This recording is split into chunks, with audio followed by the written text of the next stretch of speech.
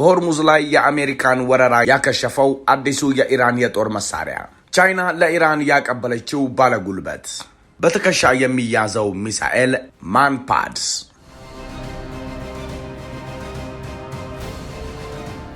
ኢራን ከቻይና በትከሻ የሚያዝ ሚሳኤልን በገፍ እያስገባች ወደ ሆርሙዝ እያሰማራች ነው። እነዚህ ሚሳኤሎች ደግሞ በትክክል የሚፋጠጡት ከአሜሪካ ጦር ጋር ነው። የሆርሙዝ ሰርጥ ለዘመናት የዓለም አቀፍ ንግድና የኢነርጂ ደህንነት ዋነኛ የደም ስር ሆኖ ቆይቷል። ይህ ጠባብ የባህር መስመር የዓለም ጂኦፖለቲካዊ ሙቀት በከፍተኛ ሁኔታ የሚሰማበት ስፍራ ነው። ላለፉት 10 ዓመታት የሀያላኑ የባህር ኃይል መርከቦች በዚህ ሰርጥ ላይ መታየታቸው እንደማይበገር የኃይል ማሳያና የቀጠናውን መረጋጋት ለመወሰን እንደሚረዱ መሳሪያዎች ተደርገው ይወሰዱ ነበር። ሆኖም ግን በቅርብ ጊዜ የተከሰቱት በወታደራዊ ቴክኖሎጂና ባልተመጣጠነ የጦርነት ስልት ላይ የታዩ ለውጦች ይህንን ቀመር ሙሉ በሙሉ ቀይረውታል። አንድ የላቀ የባህር ኃይል ወረራ እንደ ሆርሙዝ ያሉ ወሳኝ ቦታዎች በቀላሉ ሊቆጣጠር ይችላል የሚለው አመለካከት በኢራን የሀገር ውስጥ የቴክኖሎጂ ውጤት በሆኑ የጦር መሳሪያዎች አማካኝነት ፈርሷል። ይህ ሽግግር የቴክኒክ ማሻሻያ ብቻ ሳይሆን ዓለም አቀፍ ተዋንያን በቀጠናው ጣልቃ ለመግባት የሚከፍሉትን ዋጋ በድጋሚ እንዲያሰሉ የሚያስገድድ ጥልቅ የጂኦፖለቲካዊ ለውጥ ነው። አሁን ደግሞ አንድ ወታደር በትከሻው በሚሸከመው የቻይና ሚሳኤል ወደ ቴህራን ደርሶ በኢራን ያለውን የአሜሪካ የአየር የበላይነት እንዲከስም እያደረገው ነው መባሉ መነጋገሪያ ሆኗል። ኢራን የአሜሪካን ጀቶች መታ ስትጥል ቤጂንግ ለቴህራን መሳሪያ እያቀረብኩ አይደለም በማለት አስተባብላለች። ሆኖም ኢራን የቻይናን የሰላይ ሳተላይት እየተጠቀመች መሆኗ ስለ ኤፍ-35 አውሮፕላን አሰራር የሚያሳዩ የቻይናዊ መሐንዲስ ቪዲዮ በስፋት መሰራጨቱና አሁን ደግሞ ከ1000 በላይ በትከሻ የሚተኮሱ የአየር መከላከያ ሚሳይሎች ወይም ማንፓድስ ወደ ጦርነቱ ቀጠና እየገቡ መሆናቸው እውነታው ከዚህ የተለየ መሆኑን ያመላክታል። ለመሆኑ ቻይና ለኢራን ያቀበለቻቸው ባለዘመናዊ ሚሳይሎች ምን ይመስላሉ? እንዴት አሜሪካን ከሆርሙዝ ያባረራሉ? ምን የተለየ ብቃት ሳላቸው? ሰሞነኛ እነዚህን ወሳኝ ጉዳዮች አብጠርጥሮ ያስቃኛቸዋል። ከዚህ በተጨማሪ ደግሞ ለኢራን ለመሰለፍ ስለተዘጋጁት 26 ሚሊዮን ኢራናውያን የምንላችሁ ነገር አለን። እስከ መጨረሻው አብራችሁን ቆዩ። በካሬ 84,000 ብር እስከ በዓል ብቻ በኢትዮጵያ የመጀመሪያ ባለ 5 ኮከብ ኮምፓውንድ አፓርትመንት ቤቶችን በመሃል ሲኤምሲ አፍሪካ ኮንቬንሽን ሴንተር ፊት ለፊት እያስገነባን እንገኛለን። ባለ 1 መኝታ 600,000 ብር ቅድመ ክፍያ፣ ባለ 2 መኝታ 900,000 ብር ቅድመ ክፍያ እንዲሁም ባለ 3 መኝታ 1.1 ሚሊዮን ብር ቅድመ ክፍያ ጀምሮ ቀሪውን ያለምንም ጭማሪ በ10 ዙር መክፈል ይችላሉ። በውስጡ 2 የመዋኛ ገንዳ፣ የአዋቂዎች ጂምና ስፓ፣ ባስኬትቦልና የልጆች ማቆያ ቦታም ያካተተ። ለበለጠ መረጃና ለሳይት ጉብኝት ከታች በምናስቀምጠው ስልክ ይደውሉ። የኢራን ጦር የታጠቀው ማንፓድ ትጥቅና የተፈጠረው ተአምራዊ ድል። ማንፓድስ ዘመናዊ የአሜሪካ የጦር ጀቶችን መጥቶ የሚጥለው መሳሪያ በዓለም ላይ ያን ያህል የሚያስፈራ ስም ላይኖረው ይችላል። ነገር ግን እስካሁን ከአሜሪካ ጋር በምታደርገው ፍልሚያ ለራሷ መቆም የቻለችው ኢራን ባለፉት 2 አስርተ ዓመታት ውስጥ ለመጀመሪያ ጊዜ በአሜሪካ ላይ ወታደራዊ ኪሳራ ለማድረስ ተጠቅማበታለች። በሚያዝያ 3 ቀን አንድ ኤፍ-15 ኢ ስትራይክ ኢግል እና አንድ ኤ-10 ዋርቶግ መመታታቸው ተረጋግጧል። ይህ የሆነው ዶናልድ ትራምፕ ኢራን የአየር መከላከያም ሆነ ራዳር የላትም፣ የአሜሪካ አውሮፕላኖች በላያቸው ላይ እየተንሳፈፉ ነው ብለው ከተናገሩ ከአንድ ቀን ቀደም ብሎ ነበር። ከዚህ በተጨማሪ ኢራን 5 KC-135 ነዳጅ ጫኝ አውሮፕላኖችን ያዳከመች ሲሆን አንዱን በሳውዲ አረቢያ አውድማለች። እንዲሁም $1 ቢሊዮን የሚያወጣውንና የሚበረው ራዳር የሚሰኘውን E3 ሴንትሪ መታጥላለች። አሜሪካ በኩዌት በደረሰ የእርስ በእርስ ተኩስ 3 F-15E ጀቶችን አታለች። ምን ይሄ ብቻ! ይባሱኑ የኢራን ጦር የ5ኛ ትውልድ ስውር ጀት የሆነውን F-35 መምታት ችሏል።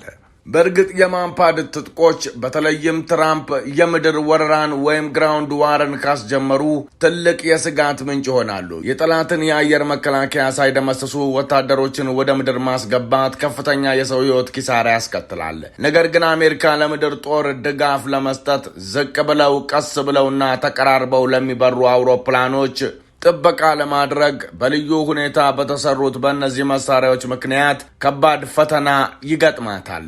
እንደ ሲኤንኤን ዘገባ ከሆነ ኢራን በቅርቡ እነዚህን መሳሪያዎች በሶስተኛ ወገን ምናልባትም በመካከለኛው እስያ በሚገኙ አስተላላፊዎች በኩል ከቻይና በገፍ ልታገኝ ትችላለች።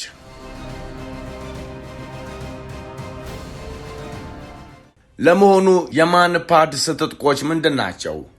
እነዚህ ዘመናዊ መሳሪያዎች በአጭሩ በትከሻ ላይ ተቀምጠው የሚተኮሱ ሮኬቶች ናቸው። ማንፓድስ ወይም ማን ፖርተብል ኤር ዲፌንስ ሲስተም በኢንፍራሬድ ወይንም ሙቀት አነፍናፊነት የሚሰሩ አንድ ወታደር ብቻውን ሊሸከማቸውና ሊተኩሳቸው የሚችሉ የአየር መከላከያ ሚሳይሎች ናቸው።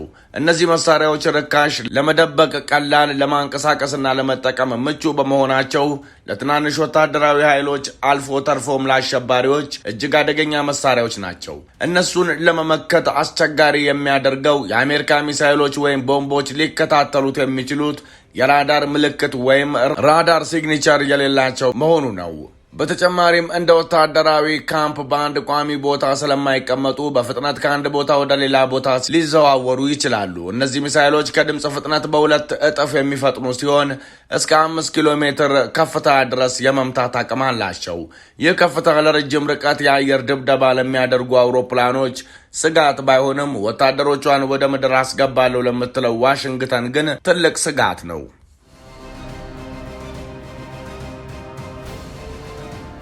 ለመሆኑ አሜሪካ እነዚህን ትጥቆች ለምን ትፈራቸዋለች? አሜሪካ በአሁኑ ወቅት የአየር ላይ የበላይነት ቢኖራትም ወታደሮቿን ወደ ኢራን ምድር የምታስገባ ከሆነ ግን ሁኔታው ይቀየራል። የኢራን የነዳጅ ማከማቻዎችን ለመያዝ ወይም የኒውክለር ማበልጸጊያ ቦታዎችን ለመቆጣጠር በሚደረግ እንቅስቃሴ የአሜሪካ አውሮፕላኖች ለምድር ጦር ጥበቃ ለመስጠት ዝቅ ብለው መብረር ይኖርባቸዋል። በዚህ ጊዜ ለማንፓድስ ተጋላጭ ይሆናሉ። ከዚህም በላይ የኢራን ወጣ ገባና ተራራማ መልክዓ ምድር ወታደሮች ተደብቀው ሚሳይሉን ለመተኮስ ምቹ ሁኔታን ይፈጥርላቸዋል። ዝቅ ብለው የሚበሩ አውሮፕላኖችና በየተራራው ስር የተደበቁ ሚሳይል ተኳሾች መኖራቸው አሜሪካ የጠላትን የአየር መከላከያ ለመደምሰስ የምታደርገውን ጥረት እጅግ ፈታኝ ያደርገዋል።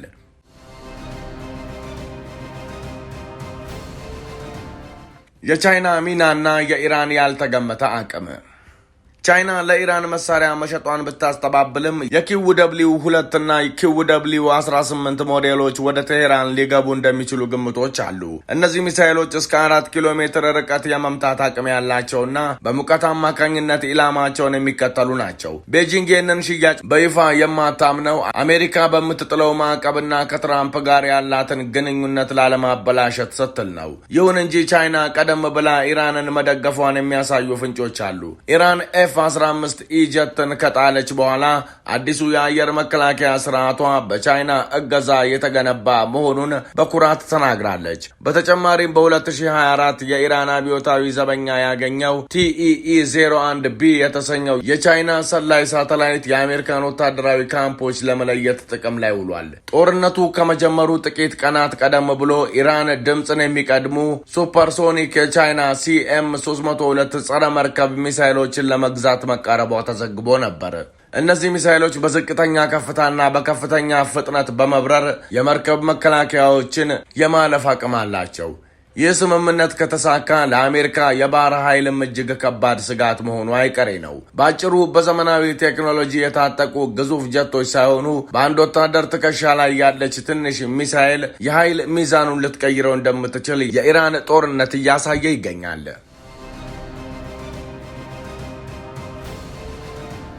የኢራን የመከላከያ ትጥቅ ሚስጥራዊ እድገት።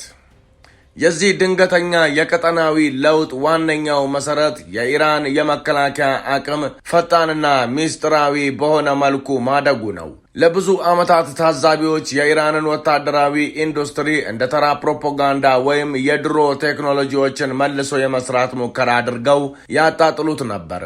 ሆኖም ግን በቅርቡ የወጡት ዘመናዊ የጦር መሳሪያዎች እነዚህን ተጠራጣሪዎች ዝም አሰኝተዋል። ይህ አዲስ ስኬት በተለይም ከዚህ ቀደም ከሌሎች ሀያላን ሀገራት ውጭ ሊነኩ አይችሉም ተብለው የሚታሰቡትን ከፍተኛ ዋጋ ያላቸውን የጠላት ንብረቶች ለማውደም ተብለው የተሰሩ የመከላከያ ዘዴዎችን ያካትታል። እነዚህ መሳሪያዎች በፍጥነት በስውር የመንቀሳቀስ አቅምና በልዩ የቡድን ጥቃት ላይ በማተኮር ዘመናዊ ራዳሮችና የመከላከያ ዘዴዎች ሊቋቋሙ ሊቋቋሙት የማይችሉትን ያልተጠበቀ ስጋት ፈጥረዋል። ለእነዚህ መሳሪያዎች የተሰጡት እንግዳ ስሞች ብዙውን ጊዜ ከጀርባው ያለውን አስፈሪ እውነታ ይሸፍኑታል። እነዚህ መሳሪያዎች ከተለመደው የሚሳኤል ቴክኖሎጂ ወጥተው በባህር ውስጥ በስውር የሚንቀሳቀሱ ወይም ከየብስ ላይ በከፍተኛ ፍጥነት የሚተኮሱ የተቀናጁ ስጋቶች ሆነው ብቅ ብለዋል። የኢራን ወሳኙ ጨዋታ የቴክኖሎጂ የበላይነትን መገዳደር። ባህላዊው የባህር ኃይል የጦርነት ስልት ውድ በሆኑ የአውሮፕላን ተሸካሚ መርከቦችና በቴክኖሎጂ በረቀቁ የጀት አውሮፕላኖች ላይ የተመሰረተ ነበር። ይህ ስልት የተገነባው የኃይል ትንበያ በሚለው ጽንሰ ሐሳብ ላይ ሲሆን ይህም ከብዙ ሺህ ማይሎች ርቀት ላይ እሳት የማዝነብ ችሎታ የፖለቲካ ውጤቱን ይወስነዋል በሚል እምነት ነው። ሆኖም የኢራን አካሄድ ይህንን የኃይል ትንበያ ሙሉ በሙሉ ማክሸፍ ነው። በዓለም ላይ ያሉ እጅግ ውድ የሆኑ የአየር ላይ ንብረቶችን መከታተልና ማጥቃት የሚችሉ መሳሪያዎችን በማሰማራት ኢራን ውድ የሆኑ የጠላት መሳሪያዎች እንደ ስጋት ሳይሆን እንደ ሸክም እንዲቆጠሩ አድርጋለች። በሚሊዮን የሚቆጠሩ ዶላር የሚያወጡ ዘመናዊ ጀት አነስተኛ ዋጋ ባለው ነገር ግን እጅግ ፈጣን በሆነ የኢራን መቃወሚያ ሲመታ የወረራው ኢኮኖሚያዊና ስትራቴጂካዊ ስሌት ይፈራርሳል።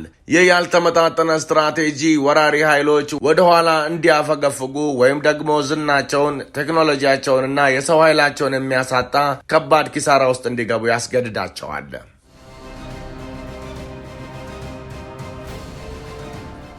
ለኢራን የሚሰለፉት 26 ሚሊዮን ተዋጊዎች። የጦር መሳሪያዎቹ የአዲሱ እውነታ የቴክኖሎጂ ጫፍ ቢሆኑም የኢራን እውነተኛ ጥንካሬ ያለው ግን በሕዝቧ ታይቶ በማይታወቅ ዝግጁነት ላይ ነው። በቅርቡ የወጡ ዘገባዎች እንደሚያመላክቱት ከ26 ሚሊዮን በላይ ኢራናውያን ለሀገራቸው ወታደራዊ አገልግሎት ለመስጠት በፈቃደኝነት ተመዝግበዋል። ይህ ቁጥር ተራ ምሳሌያዊ መግለጫ ሳይሆን ሀገሪቱ ከውጭ የሚመጣባትን ጫና ለመቋቋም ያላትን ጥልቅ ማህበራዊ ትስስር ያሳያል።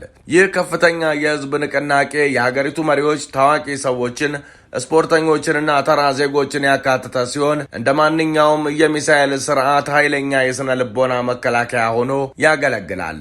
ማንኛውም የሀገሪቱን ደህንነት ለመጣስ የሚደረግ ሙከራ ባዶ በሆነ መንግስት ሳይሆን በሉዓላዊነቱ ላይ የማይደራደር ህዝብ እንደሚገጥመው ለውጭ ኃይሎች ግልጽ መልእክት ያስተላልፋል። ይህ የህዝብ ተሳትፎ የጦር ሜዳውን ከተለመደው ወታደራዊ ግጭት ወደ አጠቃላይ ሀገራዊ ተከላካይነት በመቀየር ለማንኛውም ወራሪ ኃይል የማይሸከሙት ፖለቲካዊና ወታደራዊ ኪሳራ ይፈጥርባቸዋል።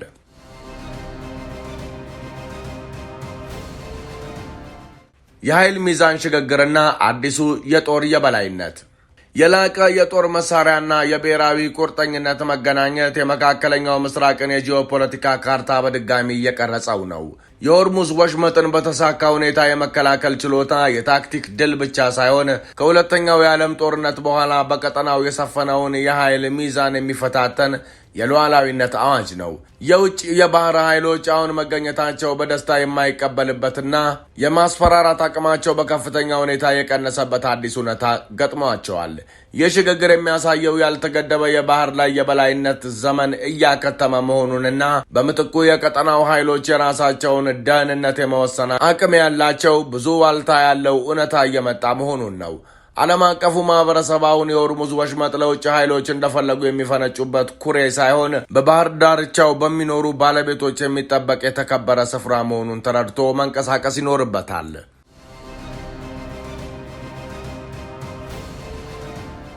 ኢራን የቀጠናውን ደህንነት እንዴት በድጋሚ ተረጎመችው? በእነዚህ የቴክኖሎጂና ማህበራዊ ለውጦች ምክንያት የመካከለኛው ምስራቅ ስትራቴጂካዊ ስሌት ወደ ዘላቂ ለውጥ መሸጋገሩ ግልጽ ሆኗል።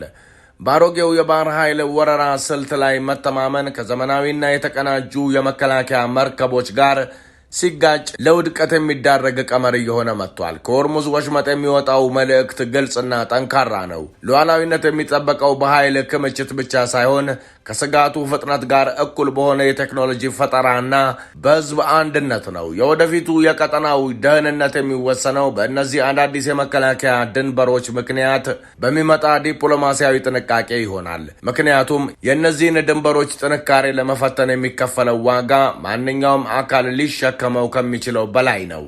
ለውጡ በመሳሪያዎች ላይ ብቻ ሳይሆን የራሷን ህልውና በራሷ መንገድ ለማረጋገጥ በቻለችው ኢራን አጠቃላይ ብሔራዊ ማንነት ላይ የታየ ትልቅ ድል ነው። የተወደዳችሁ የሰሞነኛ ቤተሰቦች የዛሬው ጥንቅራችን ይህን ይመስል ነበር። አብራችሁን ስለቆያችሁ ምስጋናችን ከልብ ነው። ሰብስክራይብ በማድረግ ቤተሰቡ ነን። ሰናይ ጊዜ። ሰላም በምድራችን ላይ ይስፈን። ሰላም። በካሬ 84,000 ብር እስከ በዓል ብቻ በኢትዮጵያ የመጀመሪያ ባለ 5 ኮከብ ኮምፓውንድ አፓርትመንት ቤቶችን በመሃል ሲኤምሲ አፍሪካ ኮንቬንሽን ሴንተር ፊት ለፊት እያስገነባን እንገኛለን። ባለ 1 መኝታ 600,000 ብር ቅድመ ክፍያ፣ ባለ 2 መኝታ 900,000 ብር ቅድመ ክፍያ እንዲሁም ባለ 3 መኝታ 1.1 ሚሊዮን ብር ቅድመ ክፍያ ጀምሮ ቀሪውን ያለምንም ጭማሪ በ10 ዙር መክፈል ይችላሉ። በውስጡ 2 የመዋኛ ገንዳ፣ የአዋቂዎች ጂምና ስፓ፣ ባስኬትቦልና የልጆች ማቆያ ቦታም ያካተተ። ለበለጠ መረጃና ለሳይት ጉብኝት ከታች በምናስቀምጠው ስልክ ይደውሉ።